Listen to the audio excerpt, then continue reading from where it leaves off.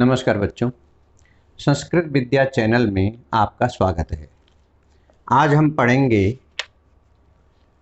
कक्षा अष्टमी का संस्कृत विषय संस्कृतम प्रथम पाठ सुभाषितानि से। सुभाषितानि का मतलब है मीठे वचन, सुंदर वचन। मनुष्य को जिस प्रकार से अन्न और जल आवश्यक है, उसी प्रकार सुभाषितानि भी आवश्यक है। सुभाषितानि के बगैर मनुष्य अन्न जल ले तो लेता है, लेकिन उसमें सद्गुण विकसित नहीं हो पाते, क्योंकि अन्न और जल संसार के सभी प्राणी पशु पक्षी सभी लेते हैं, लेकिन मनुष्य सुभाषितानि युक्त होने से ही वह मनुष्य बन पाता है। इसीलिए मनुष्य के लिए सुभाषितानि यानी कि मीठे वचन होना अति आवश्यक है। तो हम शुरू करते हैं पाठ सुभाषितानि। सबसे पहला श्लोक है, गुणा गुणज्ञेषु गुणा भवन्ति ते निर्गुणं प्राप्य भवन्ति दोषा सुस्वादुतो या प्रभवन्ति नद्य समुद्रमासाद्य भवन्त्यपेया। बहुत सुंदर श्लोक है, जरा इसको समझते हैं हम। गुणा गुणज्ञेषु गुणा भवन्ति, गुणा गुण अच्छाइयाँ, गुणज्ञेषु गुणी व्यक्तियों में वो गुण बने रहते हैं। यानी कि जो गुण हैं, जो अच्छाइयाँ हैं, अगर वो अच्छाइयाँ अच्छे व्यक्ति में रहते हैं तो वो अच्छे बने रहते हैं।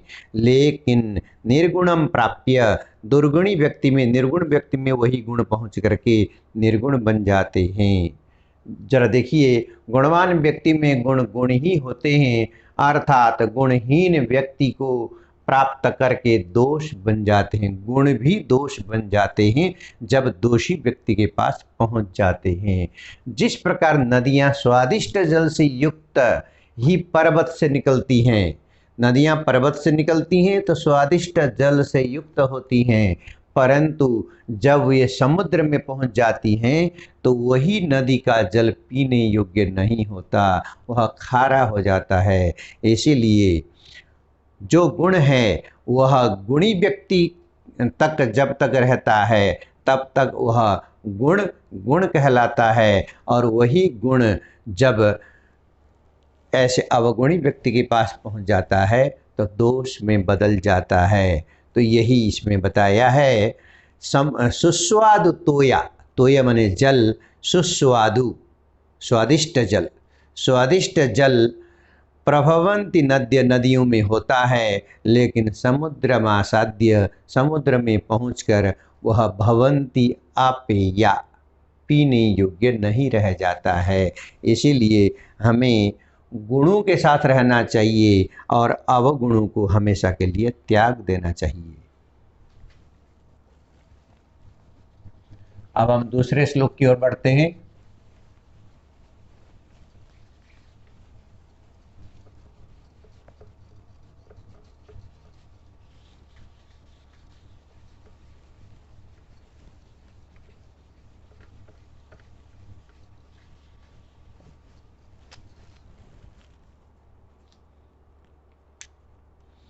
हाँ बच्चों, एक बात बताना है कि आप लोग जब पढ़ने के लिए बैठेंगे तो पुस्तक लेकर के बैठिएगा, क्योंकि सभी चीज़ इस व्हाइट बोर्ड पे लिखना संभव नहीं होता है। तो ये पुस्तक अगर देखेंगे तो श्लोक, पूर्ण श्लोक यहाँ पे नहीं लिखा जा रहा है, इसीलिए आप श्लोक उसमें देख सकते हैं और बहुत सारी अन्य चीज़ें पुस्तक में देख सकते हैं, और जो भी समझ में नहीं आए वो कमेंट बॉक्स में आप पूछ सकते हैं।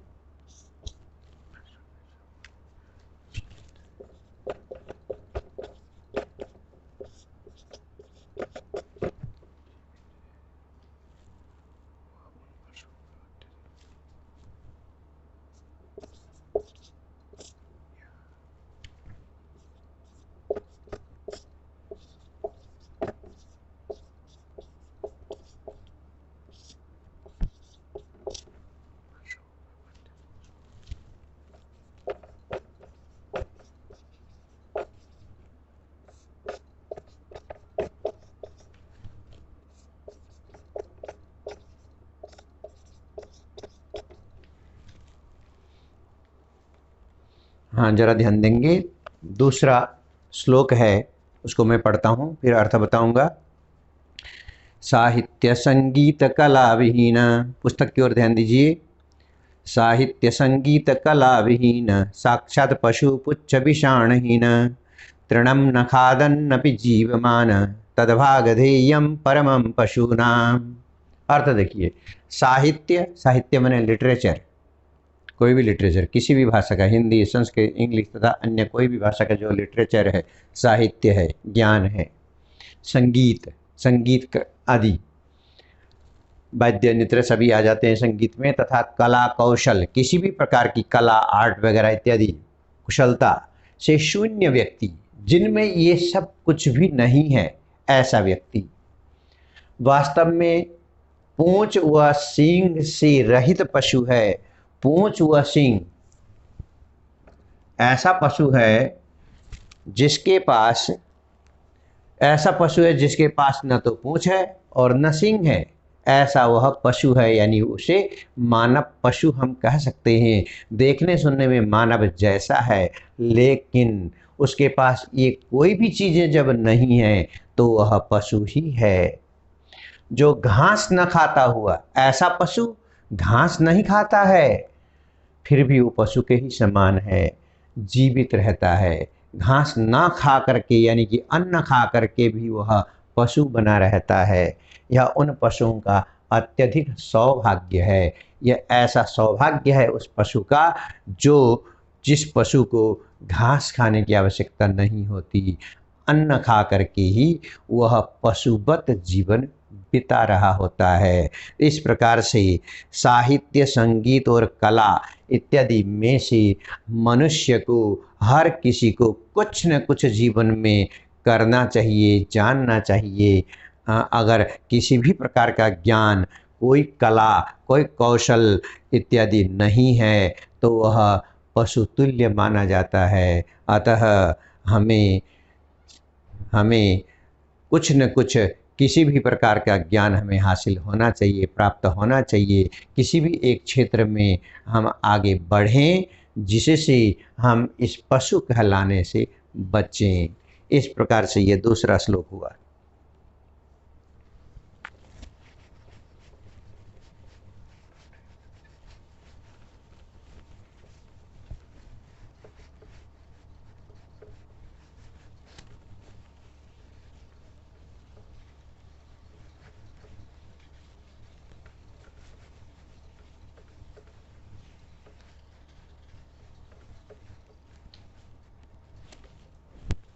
अब हम तीसरा श्लोक करेंगे।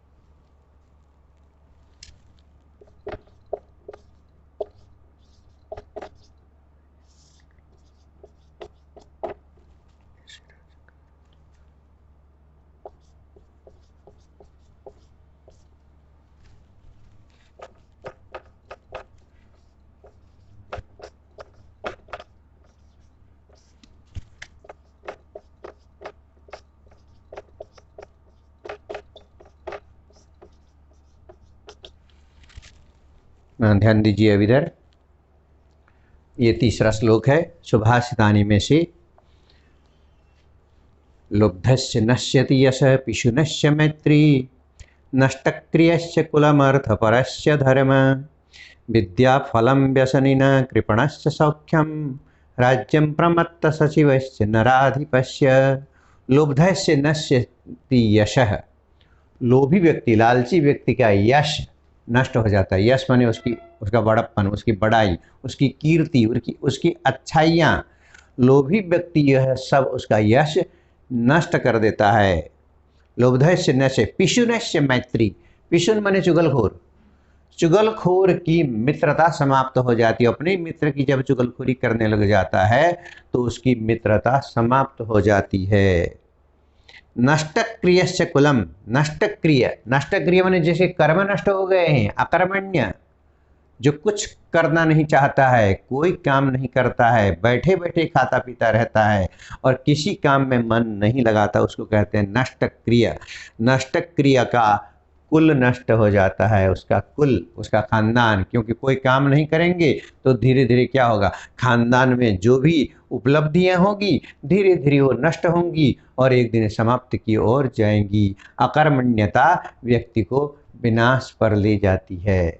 तो उसका कुल और अर्थपरस्य धर्म, अर्थपर धन परायण, यानी जो सिर्फ पैसे को ध्यान में रखता हो, हमें संपत्ति मिलनी चाहिए, पैसा मिलना चाहिए, चाहे किसी भी प्रकार से मिले, चाहे जो भी कर्म करना पड़े, अच्छा करना पड़े चाहे बुरा कर्म करना पड़े, हमें केवल संपत्ति से मतलब है।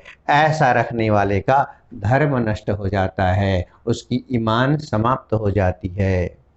और विद्या फलम व्यसनिनः, जो व्यसनी व्यक्ति है, व्यसनी माने बुरी लत वाले, बुरी लत वाले का विद्या का फल, विद्या के द्वारा जो उसे फल मिलना होता है, बुरी लत के कारण विद्या का फल उसे नहीं मिल पाता। विद्या फलम व्यसनिनः, बुरी लत वाले का विद्या का फल नष्ट हो जाता है। कृपणस्य सौख्यम, कृपण का मतलब कंजूस, कंजूस व्यक्ति का सुख नष्ट हो जाता है, क्योंकि कंजूस व्यक्ति कभी कहीं पर सुख सुविधा के लिए कोई काम नहीं करता है, कोई खर्च नहीं करना चाहता है। कंजूसी के कारण वह सुख सुविधा लेने से भी डरता है, पैसे खर्च हो जाएंगे इस डर से, इसलिए उसका सुख नष्ट हो जाता है। कृपणस्य सौख्यम, राज्यम प्रमत्त सचिवस्य नराधिपस्य, और ऐसे जिसके मंत्री लापरवाह हैं, ऐसे राजा का राज्य भी नष्ट हो जाता है। राजा अपनी जगह है, मंत्री के भरोसे बैठ गया है और मंत्री बेहद लापरवाह हैं और अपने काम की ओर ध्यान नहीं देते हैं, तो इस प्रकार से उस राजा का राज्य नष्ट हो जाता है और वो अंत में संभाल नहीं पाता है। तो इस प्रकार से ये लोब्धस्य यश, पिशुनस्य मैत्री, पिशुन की मैत्री, नष्टक्रियस्य कुलम, अर्थपरस्य धर्म, व्यसनिनः विद्याफलम, कृपणस्य सौख्यम, प्रमत्त सचिवस्य नराधिपस्य राज्यम नश्यति। इस प्रकार से ये तीसरे श्लोक का अर्थ आपको समझ में आया होगा। अब हम आगे बढ़ते हैं।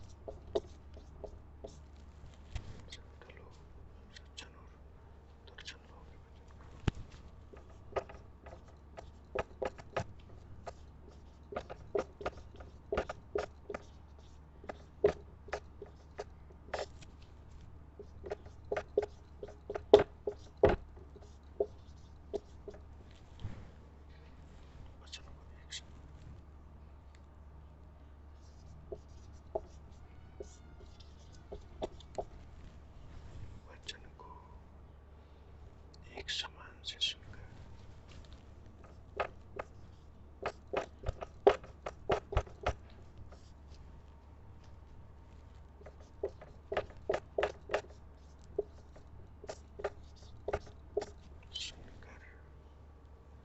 मधुर शुद्धि होकर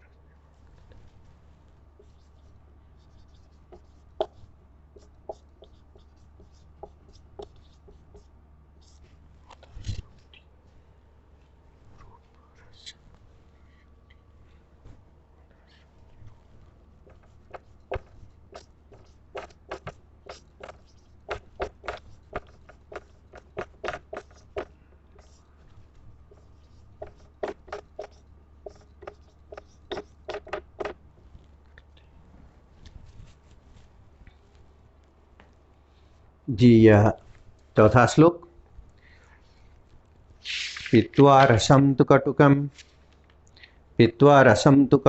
मधुरं समानं माधुर्यमिव जनयन् मधुमक्षिकासौ सन्तस्तथैव समसज्जन दुर्जनानां श्रुत्वा वचः मधुरसुक्तरसं सृजन्ति।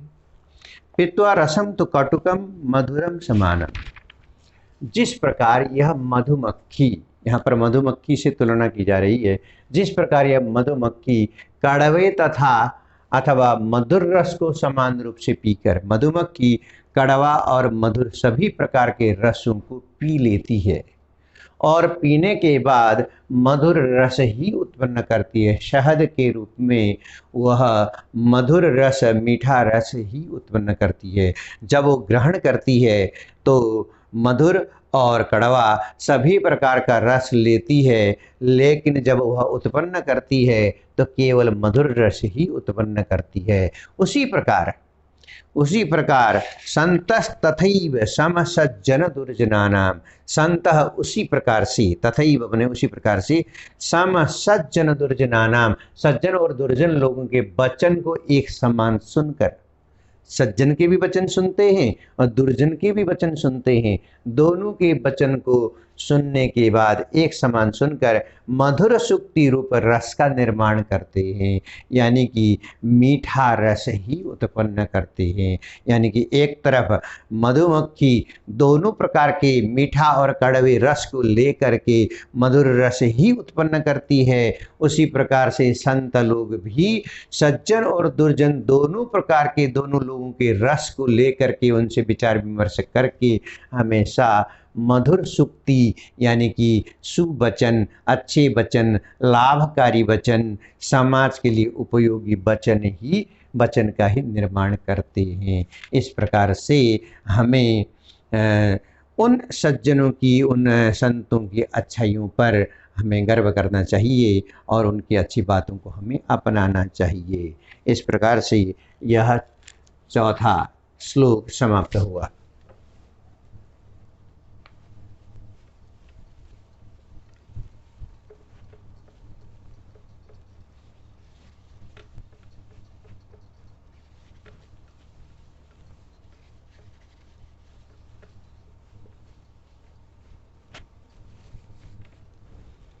बढ़ेंगे 5वें श्लोक की ओर।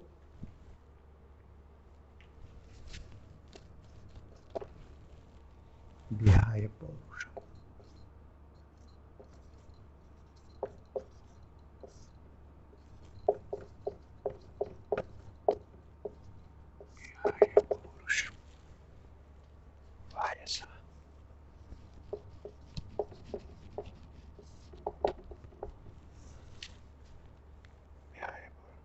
जो व्यक्ति परिश्रम का त्याग करके भाग्य का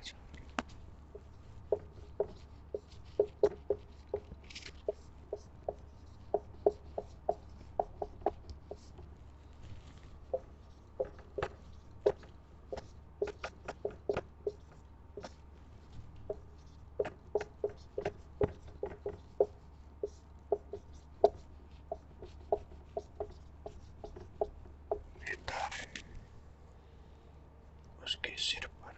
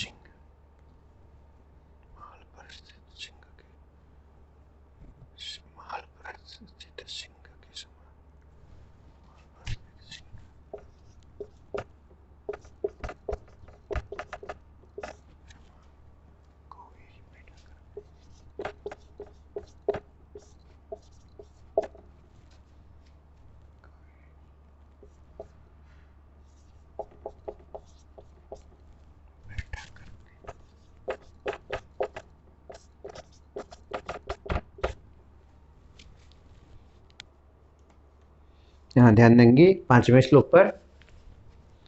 विहाय पौरुषम यो हि दैवमेवावलंबते प्रासाद सिंहवतस्य मूर्धनि तिष्ठन्ति वायसा। बहुत गहरा श्लोक है। विहाय पौरुषम, जो व्यक्ति, पौरुषम माने परिश्रम, परिश्रम मेहनत को त्याग देता है, मेहनत नहीं करना चाहता और भाग्य का सहारा ले लेता है, ये कहता है कि भाग्य में है तो अवश्य मुझे मिल ही जाएगा, ऐसा सोच करके जो परिश्रम करना छोड़ देता है, उसके सिर पर प्रासाद सिंहवत ऐसे मूर्धनि तिष्ठन्ति वायसा, उसके सिर पर महल पर स्थित सिंह के समान कौवे ही बैठा करते हैं। कहने का मतलब यह है उसके भाग्य तो उसका बहुत अच्छा है। अगर वह मेहनत करता तो शेर की तरह से वह रह सकता था, जीवन यापन उसका बहुत अच्छा हो सकता था, मेहनत करके वह उज्जवल भविष्य की ओर बढ़ सकता था। लेकिन मेहनत ना करके वह क्या, मेहनत ना करके वह अब अपने भाग्य को इठा देता है, अगर अपने भाग्य को कमज़ोर कर देता है और जैसे वह अपने घर पे वायसा को आमंत्रित करता है, उसके घर पे, उसके भाग्य पे मानो कि कौवे बैठ गए हैं। जहाँ शेर की तरह से चमकने वाला भाग्य था, वहीं उसने भाग्य को समाप्त कर दिया है, अपने आगे बढ़ने के लक्ष्य को समाप्त कर दिया है। इसीलिए कहा उसके सिर पर महल पर स्थित सिंह के समान कौवे ही बैठा करते हैं। कहावत है कि जिसके घर पे कौवे बार बार बैठते हों उसका भाग्य अच्छा नहीं होता, तो वह भाग्य मेहनत ना करके अपने आप ही कमज़ोर कर देता है। इस तरह से भाग्य के भरोसे ना रहने और मेहनत करने, परिश्रम के द्वारा अपने भविष्य को संवारने की बात कही गई है। तो हमें भाग्य को छोड़ करके परिश्रम करना चाहिए। अगर हम परिश्रम करेंगे तो हमारा भाग्य अपने आप उज्जवल बनता जाएगा। तो इस प्रकार से यह 5वां श्लोक पूरा होता है।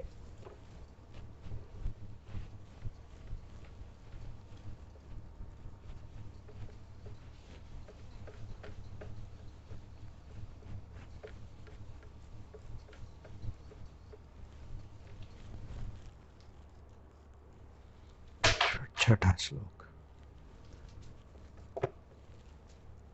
पुष्पपत्र फल।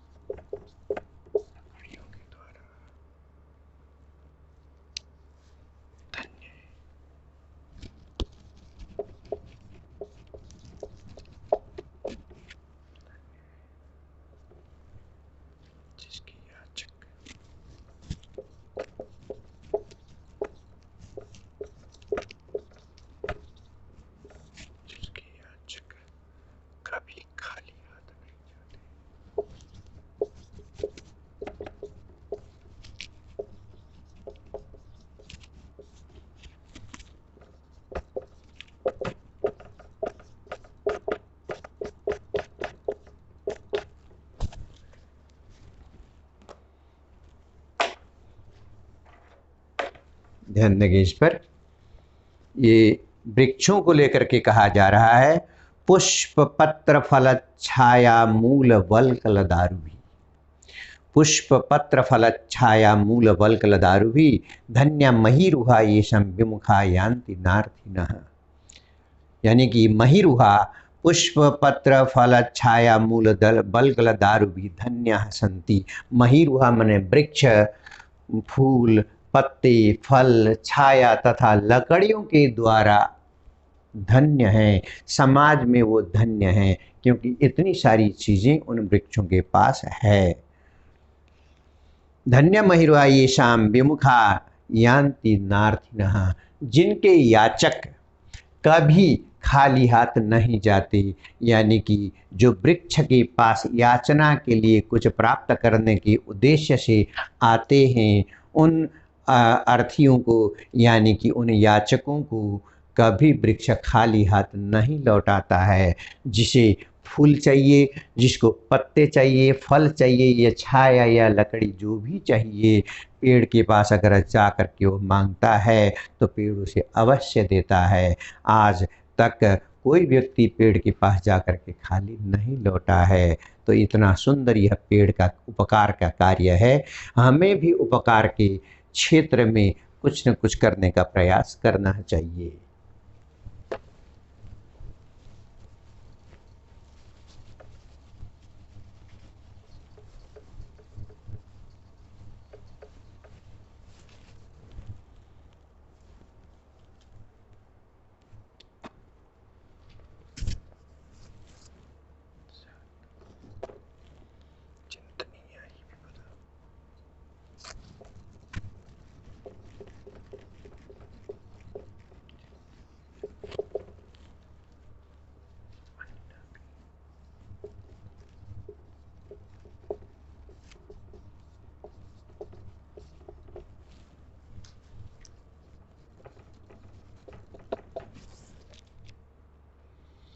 संकटों का बचाव